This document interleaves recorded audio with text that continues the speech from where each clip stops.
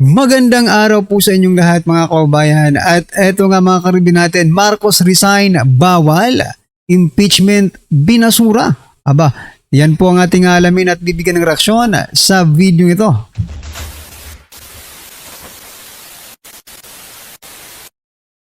So ito nga mga kababayan, Kiko D may paalala. Bawal ang panawagang Marcos resign sa kanilang trillion peso March rally. Ay grabe. Di ba? Sa rally pa lang diktador na mga kababayan. Paano kung meron pong gustong-gustong isigaw ang Marcos resign? Bawal pala 'yon.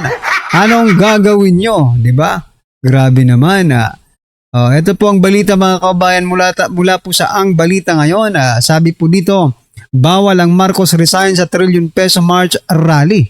Mahigpit na pinagbabawal umano ang panawagan na patalsikin si Marcos Jr. sa gaganaping trillion peso march sa EDSA People Power Monument sa February 25. Ayan.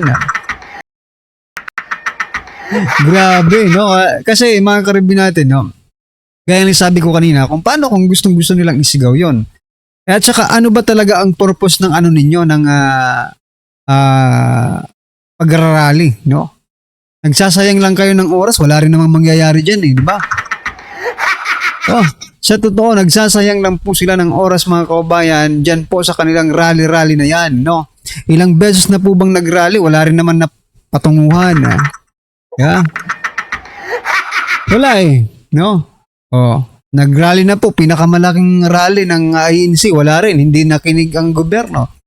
Dito naman po ngayon, ng mga iba pang mga rally, di ba? Nakinig ba? Hindi rin mga kababayan. So, matulog na lang kayo at antayin na lang po natin ang 2028. Total,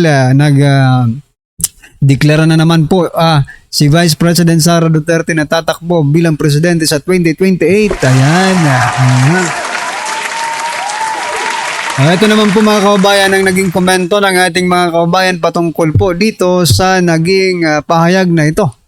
Sabi po dito ni Antonio Mabreros, siguro kung si Lenny, sabi niya siguro kung si Lenny ang vice, malamang may resign sila.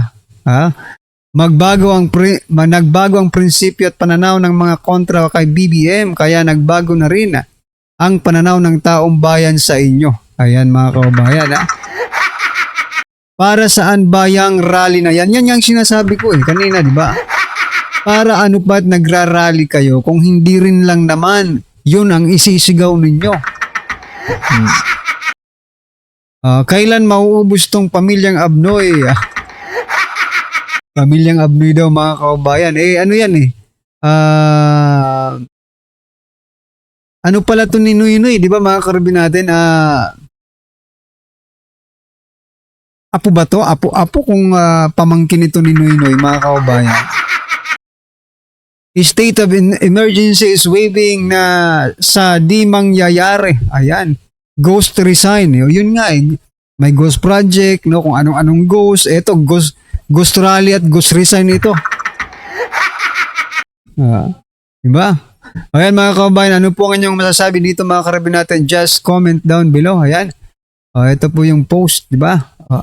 Kiko D may paalala, bawal ang panawagang Marcos resign sa kanilang trillion peso March rally. Ayan na. Samantala, eto mga kababayan, pasadahan naman po natin to. Lene Robredo, tanging makakatalo umano kay VP Sara sa pagkapangulo ayon po sa netizens. Ay, grabe kayo, naniniwala ba kayo mga kababayan na si Lenny po ang makakatalo kay Vice President Sara Duterte? Ang labo naman, di ba? Ang labo nito. Sabi po kasi dito mga kababayan, no? Dito po sa unofficial Bato Solid supporters, Mayor Robredo, tanging makakatalo umano kay VP Sara sa pagkapangulo. Netizens, naniniwala ang ilang netizens na tanging Sinaga City Mayor Lene Robredo lamang ang makakatalo kay Vice President Sara Duterte sa pagkapangulo sa 2028. Sa isang post, sinasabi ng isang netizen na dapat ay tumakbo na rin si Robredo sa pagkapangulo dahil sa tsansa nitong maging pangulo. The best candidate na pwede tumalo kay BP Sara, Mama Lenny, ayan, takbo ka na din sa 2028. We need you. Kailangan talaga nila si Lenny, mga kababayan. We need you po as our candidate for president, sabi ng isang netizen. No? Matatandang isa si Robredo sa mga pinagpipili ang kandidato ng oposisyon para sa 2028. Paano po si Risa Hontiveros? Atat na atat pa naman yun maging pangulo. Di ba? Paano si Risa Hontiveros kung si Lenny po ang papatakbuhin, di ba? Ito po ang naging komento, mga kababayan, ng ating mga netizens, no? Sabi po dito ni Arnel, nagpuyo sa hilom si Madam Lenny kay naa hibalo na siya sa resulta. Kamu lang iyang mga supporters ang banha. Ha. Nananahimik na daw si Robredo kasi alam niya na kung anong kalalabasan kapag tumakbo siya, mga kababayan. Tahimik sa korupsyon si Manay Lenny, sorry. We don't need weak leader, instead iron fist. Ayan, fisted. Ayan, mga kababayan, dapat talagang kamay na bakal, mga kababayan, ang kailangan natin, no? Sabi pa po dito sa comments, mga karibin natin, mangarap ka, walang bayad ang mangarap. Di ka sure. Awit lang tayo ng Madam, cheers.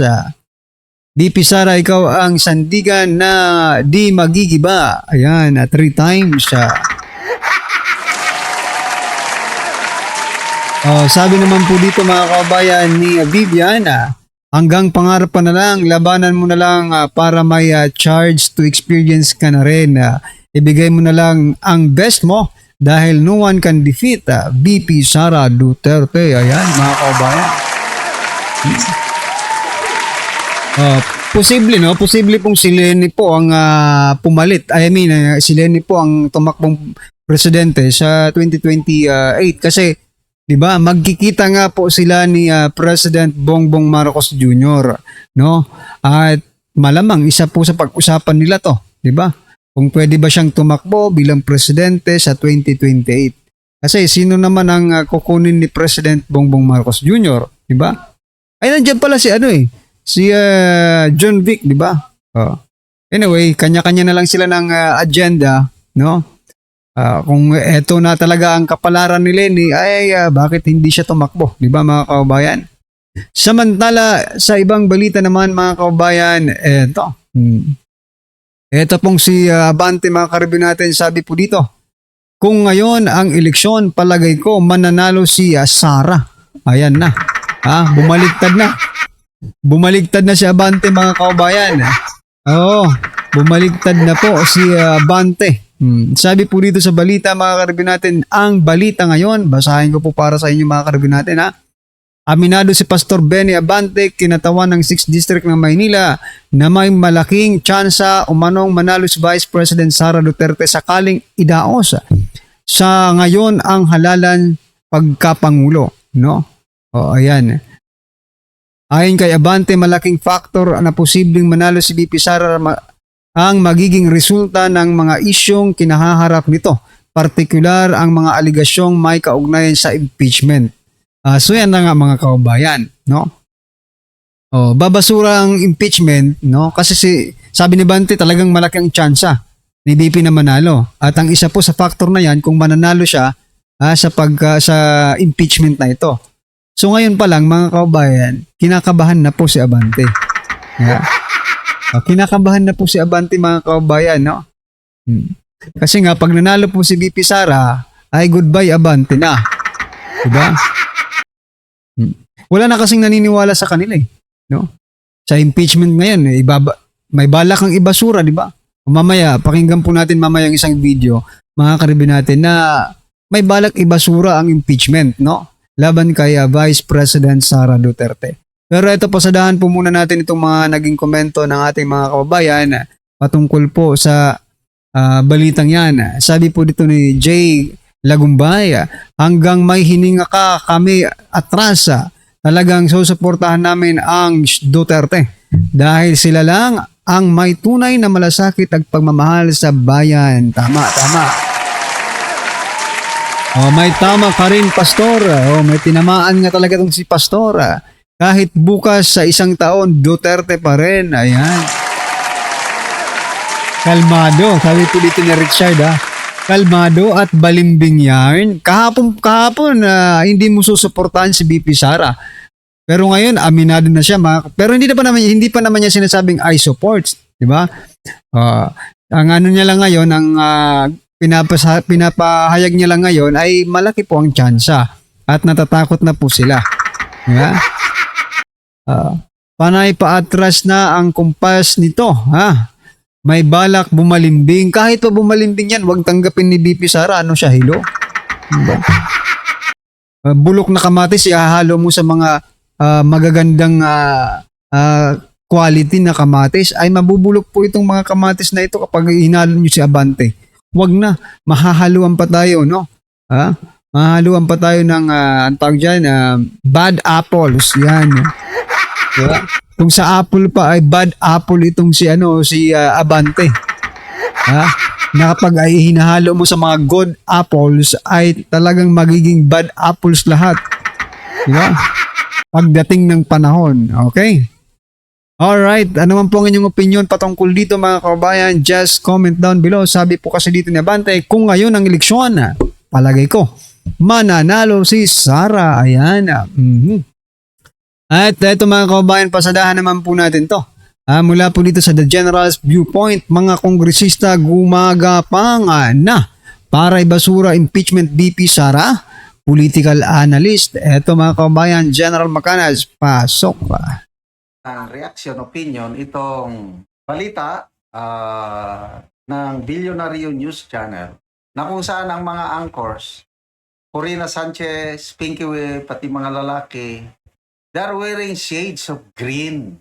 Ano ba yan? Nagpapakita na ba sila ng suporta sa Agila ng Davao? At ito, maganda yung in-explain ni Corina Sanchez yung timing pag-announce ni BP Sara at meron pa siyang marites na may gumagapang na daw sa kongresista tungkol sa impeachment case ni BP Sara. Ito, green na green si Madam Corina. This is the first for her, ba? Yeah, I guess a lot of people were looking into saying they're not surprised. Alam naman natin na tatakbo. At least that's what we think. Pero yung timing, nangyari nga bago ang impeachment, hearing ng impeachment complaint sa House of Representatives. But also on one side, Yan, at least green, it's good. Somebody already declared, right? 1 year and 3 months. Yan. Dark green si Pinky Wed, light green naman si Corina Sanchez. Ano ba yan? May symbolism ba yan? Months prior to the elections, kung tama ang aking... Is it really only 1 year and 2 months? Sinabi ko na 2 years to 2 months pa pala. Okay, yung lalaki naman na angkor, yung kurbata niya, green. Ano ba yan? Sinadya o coincidence? Naku, ano lang yan mga kababayan, wala yan, no? Hayaan nyo yan sila, mga damit lang yan, no? Mga kababayan. Talagang si General Macanas, mga kababayan, malikot ng utak, malikot, no? Malikot talaga.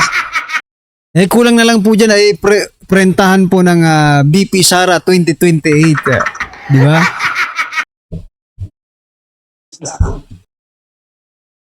Magandang araw mga kaibigan. Kung tama ang... Is it really? Ito, meron na... Bakit na-cancel? Kinancel? Nataranta? Ay, nako. So, I don't know how true yung theory o marites ni may gumagapang na. Mga kongresista rin. Kanya-kanya ng yan. Maalala ko si Congressman Ronald Puno ng National Unity Party. I think sila yung pinakamaraming number of congressmen o congresswomen sa Kamara. Nagsabi na itong si Ronald Puno na we do not support any impeachment. Kahit impeachment kay Presidente, impeachment kay Vice Presidente, we will not support it. So ayan mga kababayan, alam nyo, eto hindi talaga ito imposible dyan ha, mga karibig. Kasi isipin nyo ha, ito pong si Representative Toby Chanco, di ba? Kung maaalala nyo, siya po ay kakampi ng administrasyong ito, no? Parang na-analyze natin ngayon, kaya pala, di ba? Kaya pala maaga pa lang, ha?